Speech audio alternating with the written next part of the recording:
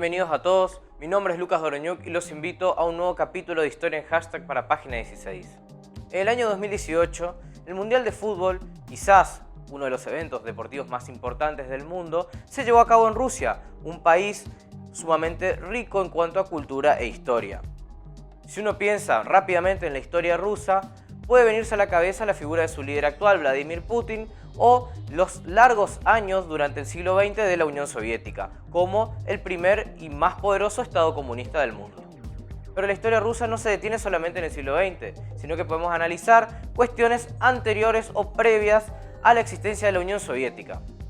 Teniendo en cuenta esto, vamos a analizar el papel de la monarquía rusa, más conocido como zares, quienes van a ser nuestro hashtag del día de hoy.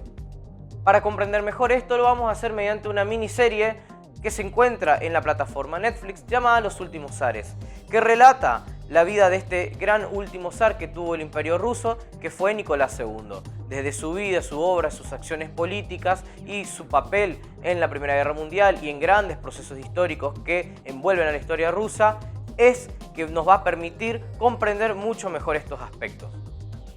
En primer lugar, tenemos que preguntarnos qué son los zares, y este fue un título nobiliario utilizado por la monarquía en Europa del Este y sobre todo en Rusia, desde la consolidación del Estado absolutista hasta la caída del Imperio Ruso en 1917. La característica principal del zar es que se considera autócrata, es decir, que reúne todos los poderes del gobierno, poderes políticos, poderes económicos y son los máximos defensores de la Iglesia Ortodoxa en Rusia. La dinastía a la cual pertenecía Nicolás II era la dinastía de los Romanov, que fue asimismo la familia que más tiempo estuvo en el poder dentro del Imperio Ruso, un poco más de 300 años. Dentro del gobierno de Nicolás II podemos encontrar varios hitos históricos a analizar que se tratan muy bien en los 6 capítulos de la miniserie de Netflix.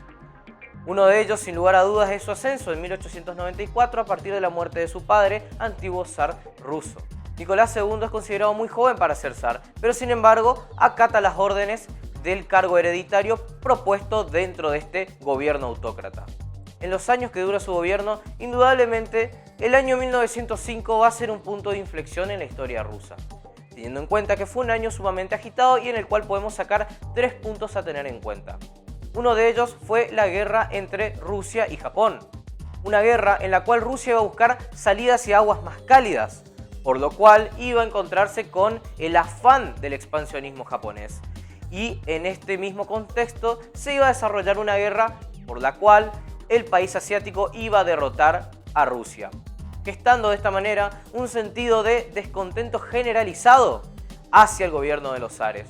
Y además de la humillación de haber perdido una guerra en el marco de políticas internacionales tan duras como lo fueron los primeros años del siglo XX. Esta guerra fue uno de los desencadenantes, sin lugar a dudas, de otro de los procesos sumamente importantes que aconteció en el año 1905, y es la revolución del año 1905 justamente. Proceso histórico en el cual van a participar diversos sectores de la sociedad rusa, exigiendo primordialmente mayor apertura democrática, como así también representatividad en el marco político y también mejores condiciones laborales. La consecuencia directa más importante que tienen estas revueltas en el año 1905 son indudablemente la creación de dumas, es decir, de asambleas legislativas con el cual los pobladores rusos podrían tener representatividad dentro del orden político. Un suceso que no se puede escapar en este año es indudablemente la gran represión del Domingo Sangriento, en la cual la Guardia del Imperio Ruso reprimió una protesta pacífica de trabajadores en Rusia. Otro año sumamente significativo y que se expresa muy bien en la serie es el año 1917, donde hablamos de la Revolución Rusa como tal. Revolución que va a dividirse en 2 partes. La primera de ellas en febrero, luego de la abdicación de Nicolás II al trono del Imperio Ruso. Luego de este suceso, se crea un gobierno provisional presidido por Alexander Kerensky. Con el correr de los meses y con un descontento popular extremadamente generalizado, es que se va a acudir a una segunda revolución en octubre, una revolución más de corte bolchevique, presidida por los brazos más radicalizados de la revolución y ejemplificados en la figura de León Trotsky y de Vladimir Lenin. La revolución del 17 marcaría indudablemente el fin de la última gran monarquía que existió en Europa hasta esos años. Hay que tener en cuenta que esta revolución forma parte de un proceso global mucho más grande, el cual es la Primera Guerra Mundial, y Rusia estaba participando en la misma, pero tuvo que salirse de la misma por estos conflictos internos generados por los focos revolucionarios.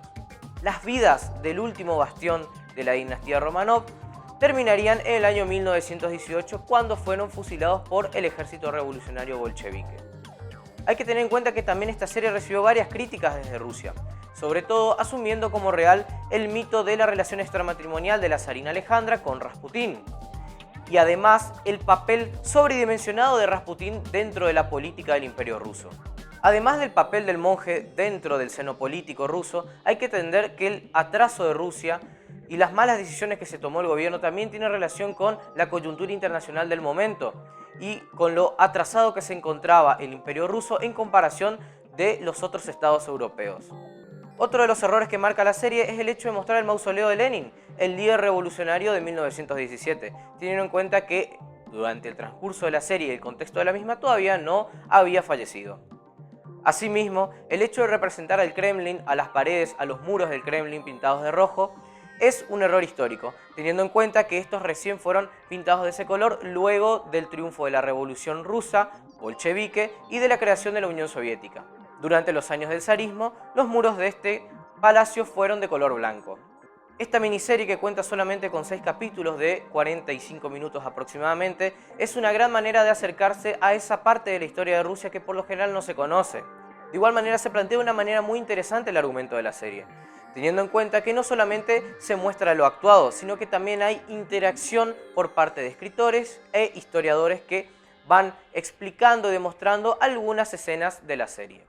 Cualquier duda o inquietud o consulta que tengas, o inclusive si necesitas clases particulares de historia, puedes contactarme en el email que figura acá o a mis redes sociales.